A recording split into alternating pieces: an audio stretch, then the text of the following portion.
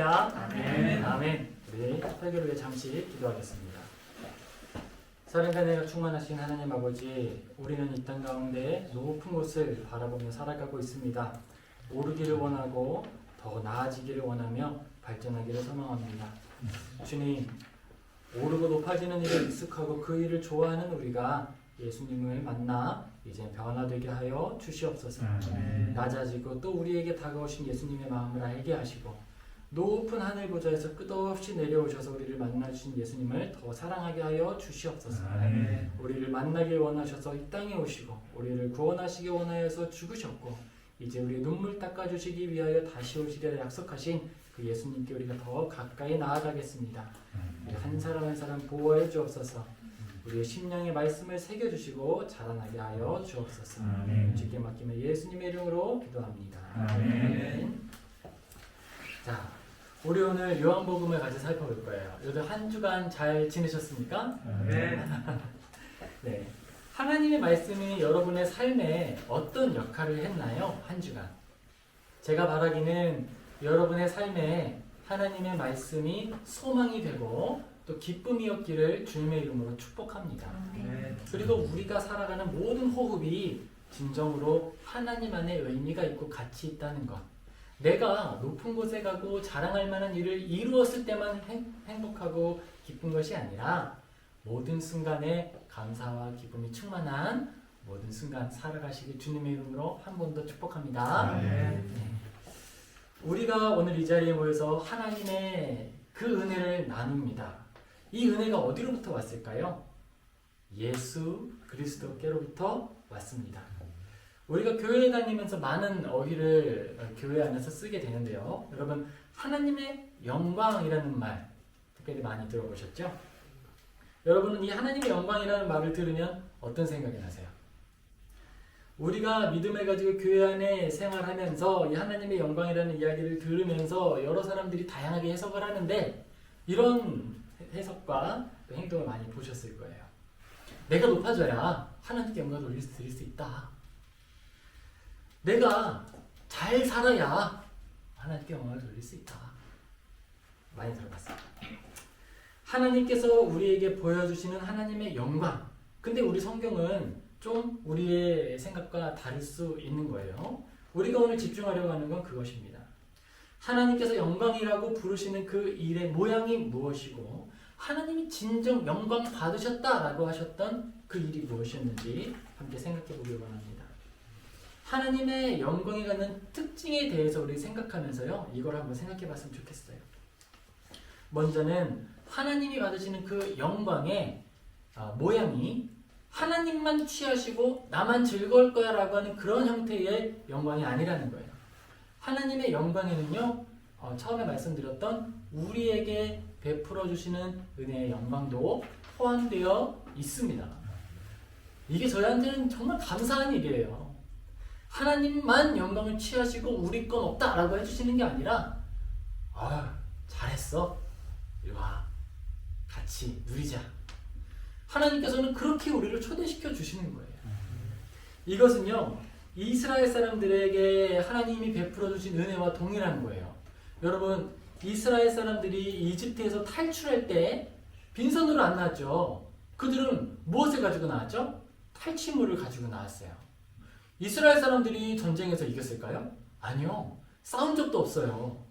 모든 승리는 하나님께로부터 온 것이었어요. 그런데 하나님이 이스라엘 사람들을 그냥 나오게 하지 아니하시고 너희들이 주인이었던 자들에게 달라고 해라. 그러면 그들이 줄 것이다. 그것을 가지고 나오라고 하셨습니다. 그리고 그것을 가지고 하나님이 무엇이라 말씀하시냐 하면 원하는 것을 가져오라. 그리고 그 원하는 것을 하나님께 가지고 왔을 때 그걸 통해서 하나님과 이스라엘 사람들이 만나는 장막, 그 성막을 지으시는데 사용하셨어요. 그리고 하나님이 그것에 임재하시면서 말씀하십니다. 임재하시고서 그들을 만나 주십니다. 그리고 그들이 지었던 그 성막에 하나님이 받으셨다라고 하는 걸 성경이 확증하면서 그들에게 영광을 나눠주는 거예요. 와, 그들이 했던 그 일, 하나님이 정말 눈에 보이는 방식으로 받으셨구나. 그들이 한 일은 없어요.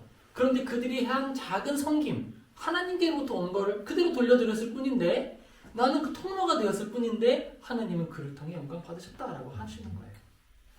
우리 오늘은 하나님의 영광이라는 특징에 대해서 생각을 하면서 먼저 하나님의 창조를 생각해 보면서 하나님의 영광에 대해서 생각을 할 거예요. 그리고 두 번째는 우리에게 찾아오시는 예수 그리스도를 생각하며 예수님의 영광에 대해서 생각해 보겠습니다. 마지막으로 성도의 영광과 그 은혜의 풍성함에 대해서 같이 생각하며 오늘을 나누겠습니다. 우리 같이 요한복음 1장 1절에서 4절 같이 읽겠습니다. 태초에 말씀이 계시니라. 이 말씀이 하나님과 함께 계셨으니 이 말씀은 곧 하나님이시니라. 그가 태초에 하나님과 함께 계셨고 만물이 그로 말미암아 지음받아 됐으니 지은 것이 하나도 그가 없이는 된 것이 없느니라. 그 안에 생명이 있었으니 이 생명은 사람들의 빛이라. 아멘. 여러분, 하나님의 영광이라고 하는 이 단어와 하나님의 영광을 묵상하기에 가장 좋은 시기가 언제라고 생각하십니까? 하나님의 영광은요, 세상의 열기와 세상의 그 얼룩이 우리의 몸과 마음에 가득할 때, 그래서 믿음의 활력과 생기가 떨어지는 느낌이 막 들 때, 바로 그때 우리가 붙들고 묵상하기 아주 적합한 말씀이에요. 세상의 풍파와 인생의 풍랑이 우리를 두렵게 한다면 우리는 반드시 성경 앞에 나아가서 하나님의 영광을 바라보고 하나님 앞에 엎드려 양식과 하늘의 양식과 소망을 구해야 할 것입니다. 세상의 방식으로는 우리는 평강과 위로를 얻을 수가 없어요. 문제보다 크신 하나님을 만나기 전에는 문제 앞에 굴복할 수밖에 없는 거예요. 우리 한번 이야기 같이 한번 따라해 볼까요? 하나님은 문제보다 크십니다. 네, 하나님의 영광을 묵상해야 하는 거예요. 그리고 우리가 하나님 앞에 나아갔을 때 비로소 평강과 위로를 얻을 수가 있습니다. 상대적으로 크신, 절대적으로 크신 하나님 앞에서 우리의 문제, 아무리 커 보였던 그 문제가 참 위치를 찾게 되는 거예요. 우리를 속이는 거죠. 눈앞에 있으니까 커 보이는 거예요. 눈앞에 있으니까. 눈앞에 있으면 개미도 커 보이고요. 손바닥도 커 보여요. 하지만 본래 위치에 알맞게 바라보면 그 크기가 어느 정도인지 우리는 이제 알 수 있게 되는 것입니다. 하나님은 아무것도 없는 것 중에서 모든 것을 지으셨습니다. 하나님은 진정으로 아무것도 없는 중에서 모든 것을 지으셨습니다. 이게 우리가 누리는 영광의 시작입니다. 하나님은 보이는 것과 보이지 않는 모든 것을 지으셨습니다. 세상의 모든 보이는 이치와 원리를 또한 제정하셨다는 거예요. 물이 위에서 아래로 흐르게 하셨고 구름이 하늘의 경계 아래로 내려오지 못하게 하셨습니다.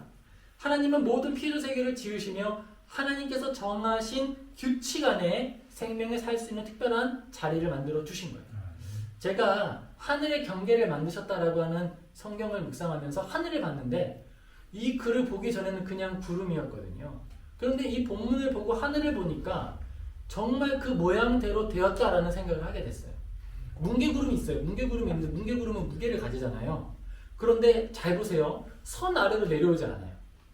딱 마치 커피 위에 띄어진 휘핑크림처럼 딱 동동 떠다닙니다. 하느님이 경계를 정하셨다는 거예요. 그리고 또 하나님이 지으신 이 세계에 대해서 섬세하게 한번 살펴보겠습니다. 우리가 사는 이 지구의 기적에 대해서 여러분 알고 계십니까? 여러분, 우리가 살고 있는 이 지구와 태양의 관계에 대해서만 한번 생각을 해보자고요. 태양은 얼마나 클까요? 지구를 기준으로. 지구를 기준으로 태양의 이 지름이죠. 이 지름은 지구 109개가 들어가는 거예요. 되게 크죠.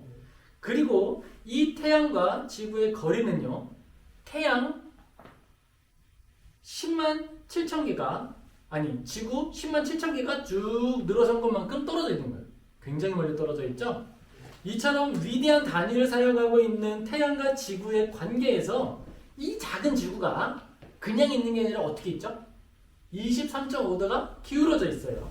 23.5도가 기울어져 있다는 이 사실 때문에 나타나는 현상이 뭘까요? 사계절이 등장하게 되죠. 태양에 의해서 사계절이 나오는 게 아니에요. 지구가 기울어졌기 때문에 사계절이 생겨났어요. 하나님께서 만드신 이 세계는 태양의 지름보다 109배나 작고 이 작은 지구가 태양에서부터 한참 떨어져서 있는 그 현상에 의해서 이루어져 가고 있는 거예요. 헤아리기 어려울 만큼 떨어져 있음에도 불구하고 이 미약한 지구의 작은 움직임 때문에 지구의 어떤 지역은 사람이 살 수 없을 만큼 추워지고 어떤 지역은 뜨거워서 견딜 수 없는 상태가 되는 거예요. 지구에서 태양까지의 거리가 가깝다고 해봐야 적도가 뜨거운 이유가 가까워서라면서요. 그런데 그 가깝다고 해봐야 태양의 지름에 비하면 태양에는 지구 109개가 들어가는데 근데 그 반지름만큼 가까워졌다고 뜨거워지는 거잖아요. 그리고 그 23.5도가 기울어진 만큼 태양에서부터 좀 해를 덜 받는다고 얼어붙잖아요. 그냥 끝이. 이것을 모두 구체적으로 한번 예를 들어보겠습니다. 태양을 기준으로 태양을 2m의 공으로 생각을 해보자고요. 이 공을요, 이 태양을 파리 중심의 운동장에 세워둡시다. 자, 그러면 지구는 어디로 가야 될까요? 파리에서부터 200km 떨어져 있는 루아르 계곡으로 가야 되는 거예요. 그때 지구는 얼마나 될까요? 사이즈가 2cm예요.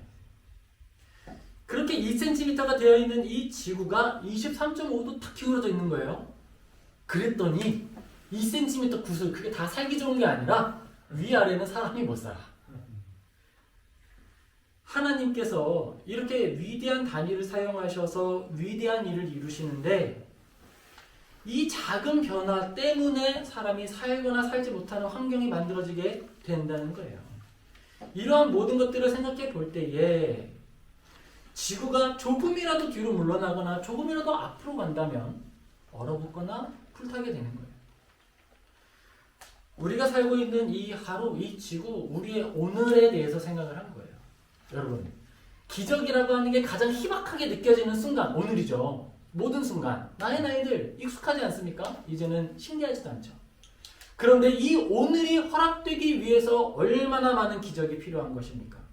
기적과는 거리가 먼 것처럼 보이는 우리의 하루가 허락되기 위해서 이 정도의 기적이 필요한 거예요. 지구가 뻥 만들어졌을 때 지구의 위치가 기가 막히게 태양하고의 간격을 유지해야 되고 23.5도가 기울어져야 되고 1년에 한 바퀴를 정확하게 또 돌아가는 거예요. 하루에 한 바퀴가 또 돌아가야 하는 거죠. 성경은 하나님께서 이 세계를 지으셨고 그 안에 생명을 두셨다고 말씀하십니다. 거룩하신 성부 하나님께서 그의 장엄하신 능력과 은혜와 사랑의 충만함으로 창조의 계획을 세우신 거예요. 설계도가 없이 이 모든 게 있을 수 있었을까요? 아니요. 설계도가 있습니다. 하나님께서는 창조의 모든 계획을 세우시는데 구조적 계획을 세우신 것만이 아니라 그 안에 함께하는 사람의 모든 일들에 대해서도 미리 아셨던 거예요. 여기서 아셨다는 것에서 우리가 기억해야 할 것은요. 우리의 죄와 우리의 상태와 우리의 연약함을 아셨다는 거예요. 하나님께서 선과 악을 알게 하는 나무의 열매, 우리는 쉽게 줄여서 선가라고 하는데 성경에 나오는 원래 이름은 좀 길어요. 선과 악을 알게 하는 나무의 열매예요. 하나님께서 우리에게 선과 악을 알게 하는 나무의 열매를 기꺼이 지어주실 수 있었던 이유는 뭘까요? 그 아들을 죽이셔서 그들이 먹게 되더라도 보호하고 택하고 그들은 나의 영광에 참여하도록 하실 마음과 계획이 있으셨기 때문에 담대하게 그 에덴의 중심에, 에덴의 중앙에 있었어요. 중앙에. 에덴의 중앙에 선과 악을 알게 하는 나무를 지을 수 있었던 거예요. 왜 그랬을까요? 사랑 때문에. 선과 악을 알게 하는 나무의 열매를 먹지 말라라고 하나님이 말씀하지 않으셨다면 이스라엘 사람들, 아니 에덴 동산에 살던 사람들은 하나님을 거역할 수 있는 방법이 없어요. 기계적으로 하나님을 사랑한다는 건 그거예요. 사랑할 수밖에 없는 거예요. 기계가 맞물려 있으면 하나가 돌아가면 다른 것이 돌아갈 수밖에 없는 거예요. 당연하게 돌아갈 수 없고 거절할 수가 없는 거예요. 하나님은 근데 그걸 기뻐하지 않으셨어요. 그리고 선과 악을 알게 하는 나무의 열매가 그 중앙에 있었기 때문에 아담이 선과 악을 알게 하는 나무의 열매를 먹지 않는 순간마다 예배가 이루어지는 거예요. 순종이 이루어지는 것이고 하나님 앞에 예배가 이루어지게 됩니다. 여기에 대해서는 우리가 조금 더 깊이 후에 다룰 수 있게 될 것입니다. 하나님은 이 땅 가운데 하나님의 모든 방법을 정하시고 은혜의 규칙들을 정하시고 그것들을 통하여 생명을 연장하게 하여 주십니다. 그리고 과학을 통해 우리가 하나님께 영광 돌릴 수 있는 방법이 있어요. 뭘까요? 자, 과학은 없는 규칙을 만들어내는 학문인가요? 아니면 세상에 존재하는 원리들을 발견하는 학문인가요? 발견하는 학문입니다. 우리가 가지고 있는 핸드폰, 이게 우리가 창조한 게 아니에요. 하나님은 그의 계획 안에, 그의 뜻 안에, 그가 정하신 규칙 안에 핸드폰이 존재하는 거죠. 모든 규칙이 그 안에 적절하게 있을 때 우리는 그것을 활용하여 우리를 편리를 보조하는 수단으로 만들어서 사용을 하는 거예요. 그게 우리에게 주신 하나님의 지혜입니다. 자, 하나님이 왜 성경에 그럼 핸드폰을 만드는 설계도를 주지 않으셨을까요? 자, 이런 원리를 내가 만들었는데 이걸 이렇게 활용하면 넌 핸드폰도 만들 수 있고 컴퓨터도 만들 수 있어. 하나님께서는 성경을 이 세상의 원리나 규칙을 정하는 것을 알려주시기 위한 수단으로 정하신 게 아니라는 거예요. 그럼 성경은 왜 기록이 되었을까요? 우리 같이 한번 디모데후서 3장 16절 17절 같이 읽겠습니다. 모든 성경은 하나님의 감동으로 된 것으로 교훈과 책망과 바르게 함과 의로 교육하기에 유익하니 이는 하나님의 사람으로 완전하게 하며 모든 선한 일을 행할 능력을 갖추게 하려 합니다. 하나님께서는요, 하나님의 영광에 대한 내용들을 세상의 원리 속에 아주 세밀한 방식으로 감추어 두셨어요.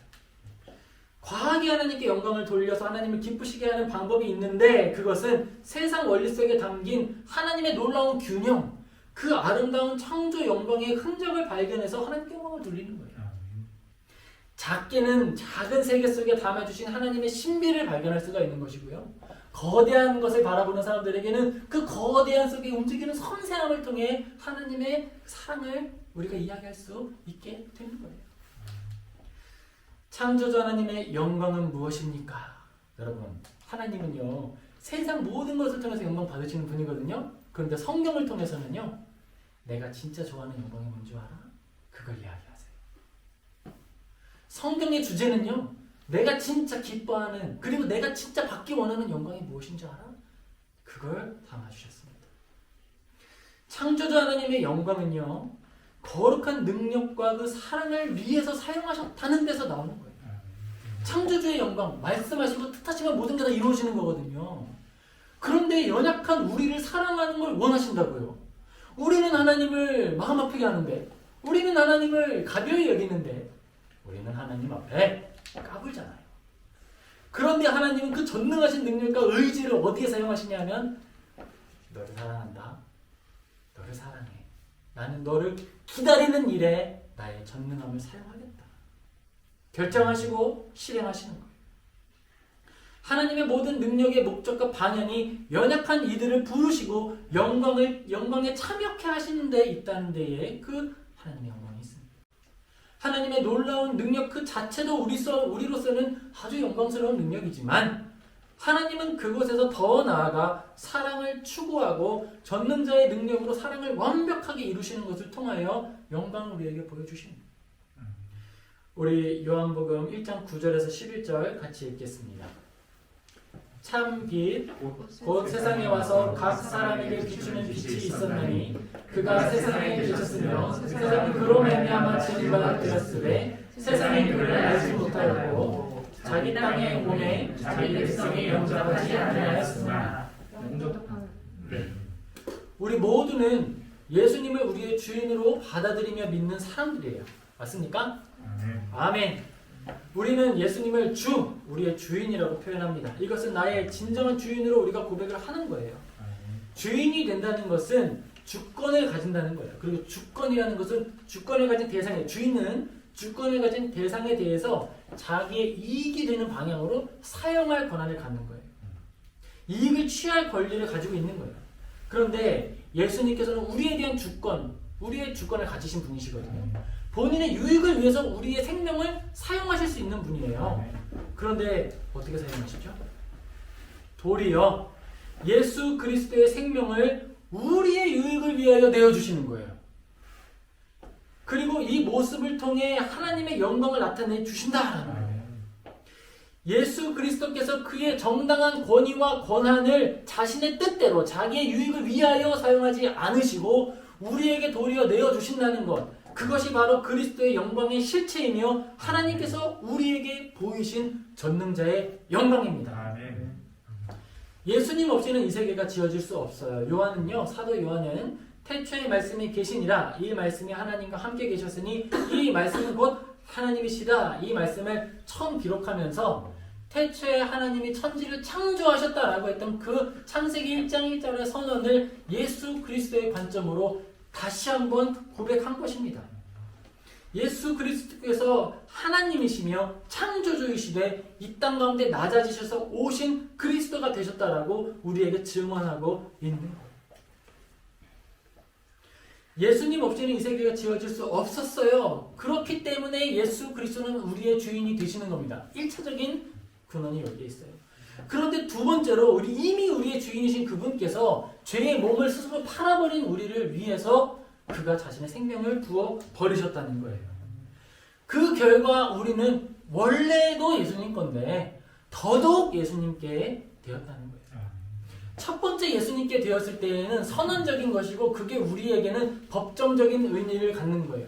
그런데 예수님께서 우리에게 그의 모든 것을 부어주셨다는 것을 통해 우리는 어떻게 될까요?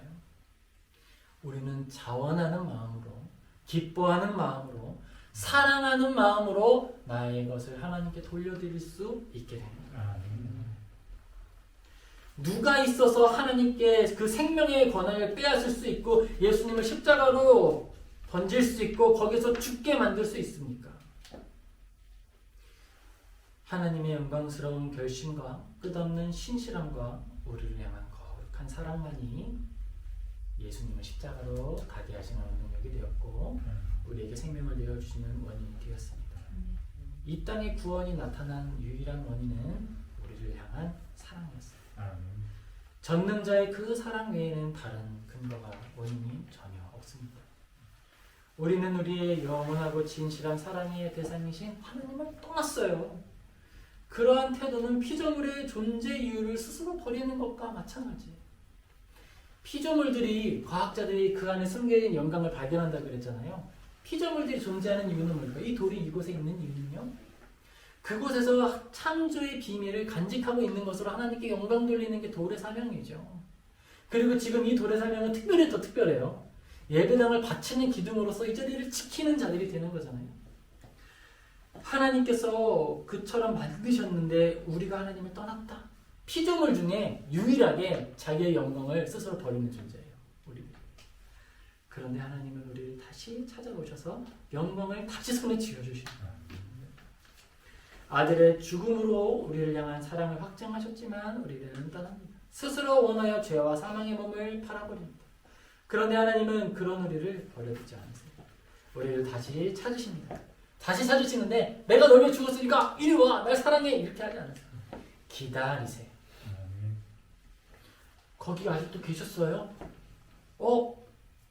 바쁜 일 없으세요? 계속 기다려주십니다. 우리가 세상에 냉기에 마음이 꽁꽁 얼어붙어 있을 때 계속 함께 하시며 우리의 마음을 녹이십니다. 완전히 녹아서 그의 마음이 살아날 때 그때 조용히 잠잠하게 이야기하십니다. 하늘에 임재하신다면 하늘을 울려서 말씀하실 수 있는 분이 조용히 말씀하시는 거예요. 내가 너를 사랑해. 예수 그리스도는 창조주의 영광이 되셔서 무한한 겸손으로 하나님의 영광의 담보가 되셨습니다. 그리스도께서 취하신 영광의 실체가 바로 그것입니다. 사람은 무한한 능력과 권세가 주어졌을 때 어떻게 행동하나요? 여러분, 푸틴이나 독재자들이 그들이 어떤 사람, 특별한 사람이기 때문에 특별히 악해서 그런 행동을 하는 것일까요? 누구든 그런 권세가 자기가 감당할 수 없는 권세와 능력이 재정이 주어졌을 때 우리는 그렇게 될 수밖에 없는 거예요. 독점하고 억압하게 됩니다. 자신의 탐욕, 그 무절제한 탐욕을 절제하지 않아도 된다고 하면 절제할 이유가 없는 거예요. 그러면 결국 그런 모습으로 나타나게 돼요. 국가의 존재 이유와 국가가 있는 이유가 무엇인가요? 여기에 대해서 홉스는 이렇게 이야기하죠. 국가는 하나의 강력한 힘으로서 폭력으로부터 다른 이들을 보호하는 다른 폭력이라는 거예요. 만인에 대한 만인의 투쟁 상태를 멈추게 하는 것이며 공동체의 내부와 외부로부터 무절제한 탐욕이 나타나지 않도록 합법적인 폭력을 소유하는 것이 국가라고 말하는 거예요. 하지만 하나님은 무한한 권세와 능력을 이미 가지고 계시죠. 우리를 충분히 다루실 수 있는 분입니다. 그런데 어떻게 하시죠? 그것을 무한하게 사랑으로 교환하여 퍼붓는 방식으로 사용하시는 거예요. 예수 그리스도는 이 땅에 부어진 창조주의 사랑 그 자체이며 하나님께서 쏟으신 깊은 은혜의 정수입니다. 그것이 그리스도의 영광입니다. 우리 같이 요한복음 1장 5절에서 8절 읽겠습니다. 빛이 어둠에 비치되 어둠이 깨닫지 못하더라. 하나님께서 어둠을 주시는 사람이 있으니 그의 이름은 요한이라. 그가 증언하러 왔으니 곧 빛에 대하여 증언하고 모든 사람이 자기로 말미암아 믿게 하려 함이라. 이는 빛이 아니요 빛에 대하여 증언하러 온 자라. 여러분, 이 본문이 왜 여기 기록이 되어 있을까요? 하나님은 그의 아들 예수 그리스도께서 가장 큰 겸손을 맺도록 때와 장소를 정해서서 보내신 거예요. 지금 요한이 뭐 하고 있는 거냐면 요한은 어부잖아요. 지금 예수님께서 너무 낮아지시다 보니까 사람들이 세례 요한을 예수님보다 더 큰 사람으로 오해하기 시작하는 거예요. 너무 겸손하셔서. 그러니까 한마디로 지금 예수님은 너무 낮아지셨기 때문에 어부의 변론이 필요한 순간까지 낮아지셨다는 거예요. 하나님이 원하셨다면 그의 아들 예수 그리스도께서 가장 큰 겸손을 믿지 않아도 됐대. 모든 사람들이 그를 사랑할 모습을 주시거나 아니면 많은 사람들이 믿음이 이미 충분하여서 예수님을 극진하게 모실 수 있는 순간에 보내시거나 하실 수도 있는 거죠. 그런데 그렇게 하지 않으셨어요. 헬라 철학이 사상의 중심을 차지하고 많은 우상이 만들어졌고 율법학자와 바리새인들도 하나님을 섬긴다고 하지만 하나님을 떠나가 있는 상태. 하나님께서 말씀을 전하지 않으셔서 수년 동안 하나님의 말씀이 희박해진 상태에서 예수님을 보내셨어요. 누가복음 2장 7절입니다. 첫 아들을 낳아 강보로 싸서 구유에 뉘었으니 이는 여관에 있을 곳이 없으니. 하나님은요 예수님께 그 머리 누일 곳 하나도 허락하지 않으셨어요. 따뜻한 잠자리도 허락하지 않으셨습니다. 이 땅을 살아가시는 동안에 많은 사람들의 인정과 존귀함을 받을 만한 형상도 허락하지 않으셨어요. 이사야서 53장 2절입니다. 그는 주 앞에서 자라기를 영원한 순간도 마른 땅에서 나온 뿌리 같아서 온 모양도 없고 풍채도 없은즉 우리가 보기에 흠모할 만한 아름다운 것이 없더라. 예수님은 이스라엘의 그 사람들조차 하나님을 떠나고 외면하는 역사적 시기에 오셨습니다. 성부 하나님은 모든 시대 중에서 하나님의 사랑이 가장 많이 필요한 시대에 예수님을 보내신 거예요. 가장 사랑의 소비가 많아야 하는 시기에 보내신 거예요. 하나님이 보실 때에는 그때가 가장 영광받기에 좋은 시기이기 때문에. 하나님은 그의 아들을 보내시며 하늘을 울리는 목소리로 예수님의 권위를 확증하시거나 예수님께 거룩한 형상을 가지게 하시거나 아들이 그의 권위 앞에서 권위를 드러낼 때에 하나님의 능력을 얼마든지 더더욱 강력하게 우리를 누르시는 방식으로 보이실 수 있었어요. 그러나 그렇게 하기를 기뻐하지 않으셨습니다. 오직 그의 아들이 전능자의 순전한 사랑으로 다가가기를 원하시고 그 방법만을 허락하셨어요.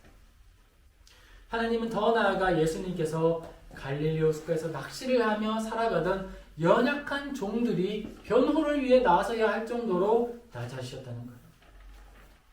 예수님도 워낙에 자신을 나타내지 않으시니까 사도 요한은 지금 이 본문처럼 자신의 글을 통해 예수님의 권위를 그렇게 강조를 하고 있는 거예요.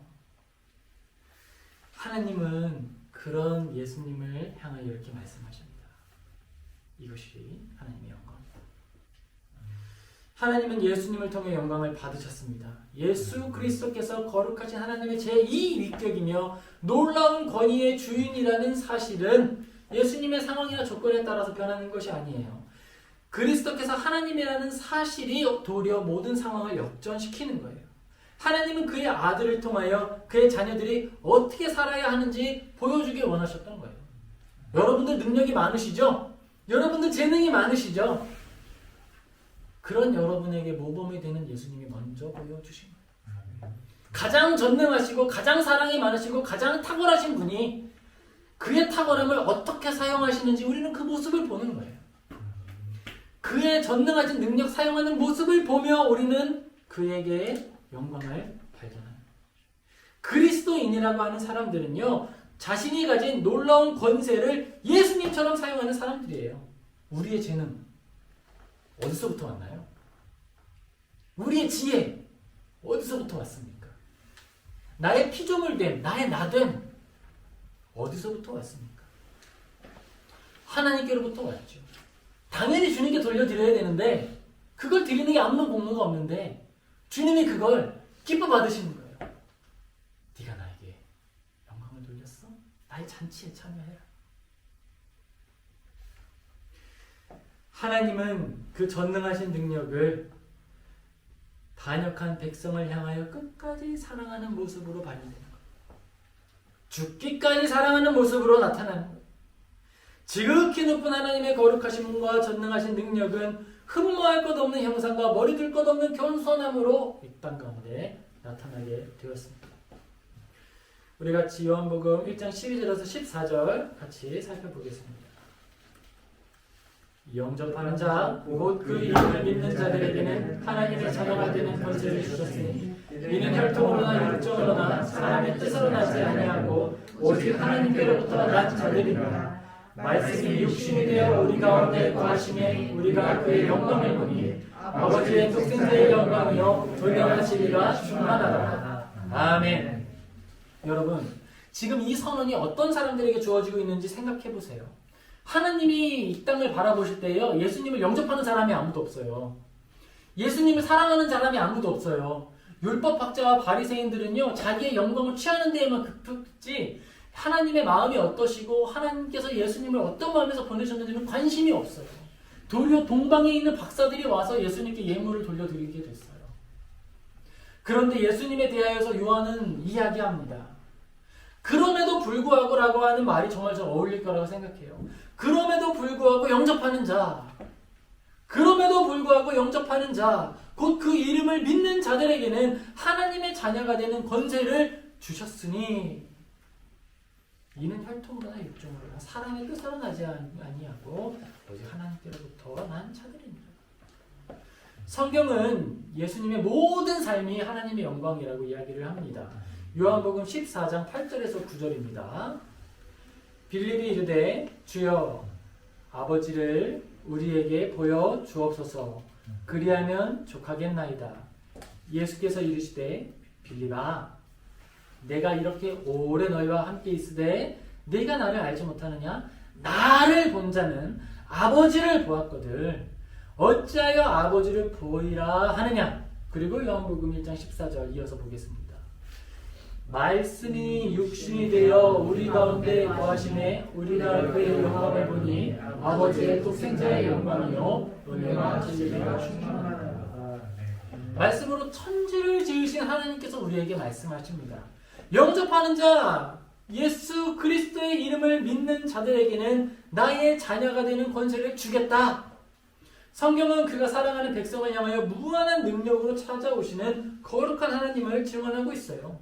우리가 아까 영광에 대해서 이야기를 할 때, 그리고 우리가 높아지고 싶다는 욕구를 이야기할 때 우리는요 하나님의 영광을 생각할 때 그런 관점으로만 봐요. 그래서 신기한 것들, 화려한 것들 그런 걸 생각해요. 근데 그것도 맞아요. 왜냐면 하나님은 모든 아름다움의 출처이시거든요. 저는 하늘을 묵상하면서 하나님의 영광을 조금씩 묵상을 하는데 태초부터 지금까지 똑같은 모양의 하늘은 한 순간도 없었어요. 그런데 모든 순간의 하늘은 아름다웠습니다. 하나님은 근데 그 모든 아름다움의 출처이신 거예요. 하늘이 아름다운 이유는요 그냥 아름답기 때문이 아니라 하나님께서 그 안에 아름다움의 비밀을 감추셨기 때문에 아름다운 거예요. 그런데 하나님은요 그보다 더 큰 아름다움을 우리에게 성경으로 쏟아주실 수 있었을 거예요. 근데 그걸 기뻐하지 않으셨어요. 내가 진짜 좋아하는 영광과 기쁨이 뭔지 알아? 그건 내가 나의 이 모든 능력을 너를 위해 썼다는 거야. 너를 위해 사용하길 좋아한다는 거야. 너를 위해 쓰는 게 나의 영광이라는 거야. 너는 나의 기쁨이야. 하나님은 그것을 영광으로 취하셨습니다. 죄인을 찾아가도록 보내신 사랑의 계획이 바로 하나님의 영광입니다. 성부 하나님은 이 사랑을 당신의 영광으로 취하셨습니다. 예수 그리스도는 그의 뜻을 기뻐하여 이 땅에 오시고 죽기까지 우리를 사랑하여 주심으로 성부 하나님의 영광을 우리에게 보이셨습니다. 이것이 그리스도의 영광이고 그 영광의 기이함입니다. 또한 우리는 죄인이지만 우리를 향하여 사랑의 하나님께서 이 사랑을 계획하셨고 아들이 오셔서 사랑의 증거가 되셨다는 것 때문에 우리는 영광의 성도인 거예요. 나 때문에. 내가 무엇이라고? 나는 나에 대해서 사랑할 이유를 찾지 못해요. 그런데 예수 그리스도께서 나를 사랑하여 주셨다는 것 때문에 우리는 나를 사랑할 이유를 찾습니다. 내가 나의 죄 때문에 내가 싫어질 때가 혹시 있으셨나요? 저는 종종 있어요. 나의 연약함 때문에 내가 싫어질 때, 근데 그때에도 내가 나에게 소망을 가지고 다시 내일을 살아갈 힘을 얻을 수 있습니다. 나를 사랑하신 하나님이 있으니까. 나의 새로운 날의 소망은 하나님이 계시기라는 거예요. 우리 다시 한번 요한복음 1장 14절 같이 읽겠습니다. 말씀이 육신이 되어 우리 가운데 거하시네 우리가 그의 영광을 보니 아버지의 독생자의 영광이요 은혜와 진리가 충만하더라. 예수 그리스도께서 우리의 주인이심을 믿으십니까? 아멘. 아멘.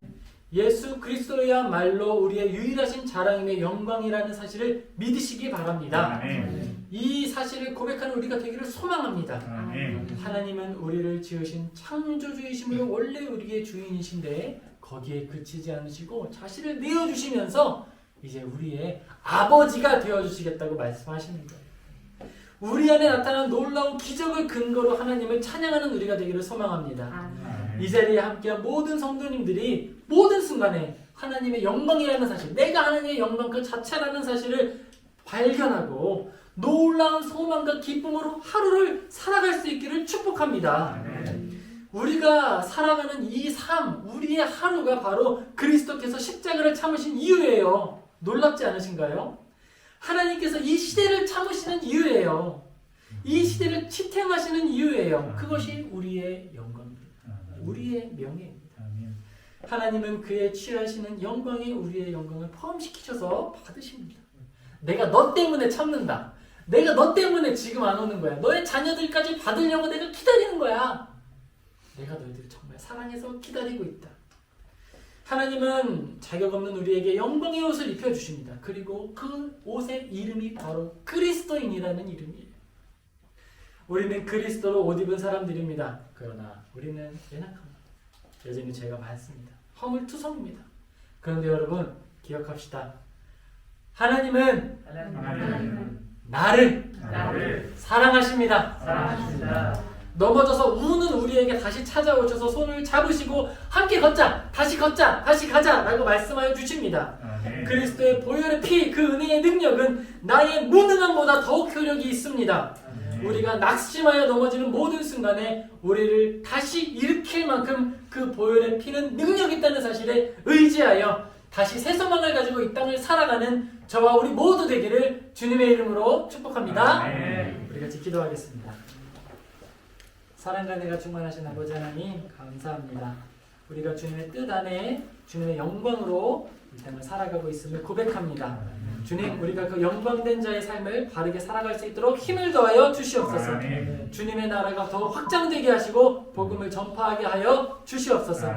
주님께서 우리의 삶에 동행하여 주시는 줄 믿고 감사하며 예수님의 이름으로 기도합니다. 아멘.